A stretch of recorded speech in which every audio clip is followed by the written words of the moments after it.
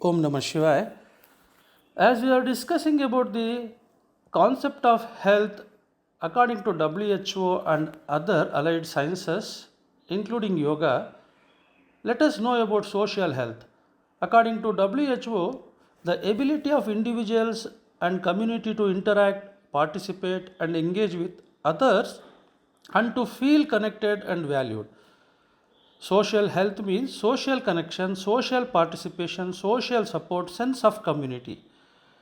ಸಾಮಾಜಿಕ ಆರೋಗ್ಯ ಎಂದರೆ ವ್ಯಕ್ತಿಗಳು ಮತ್ತು ಸಮುದಾಯಗಳು ಇತರರೊಂದಿಗೆ ಸಂವಹನ ನಡೆಸುವ, ಭಾಗವಹಿಸುವ ಮತ್ತು ತೊಡಗಿಸಿಕೊಳ್ಳುವ ಮತ್ತು ಸಂಪರ್ಕ ಮತ್ತು ಮೌಲ್ಯಯುತವೆಂದು ಭಾವಿಸುವ ಸಾಮರ್ಥ್ಯ.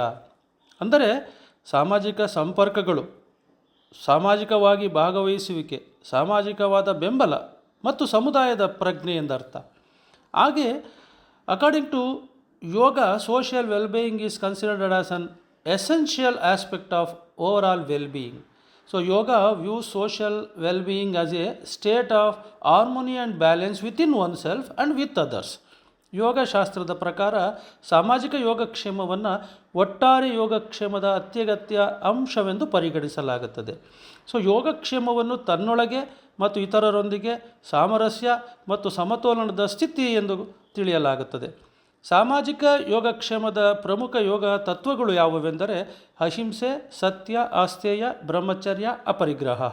ಅಂದರೆ ಎಲ್ಲ ಜೀವಿಗಳಲ್ಲಿ ಕರುಣೆ, ಸಹಾನುಭೂತಿ, ದಯೆಯನ್ನು ಅಭ್ಯಾಸ ಮಾಡುವುದು, ಹಾಗೆ ಭೌತಿಕ ಆಸ್ತಿಗಳು ಮತ್ತು ಸಂಬಂಧಗಳ ಮೇಲೆ ಬಾಂಧವ್ಯವನ್ನು ಬಿಡುವುದು.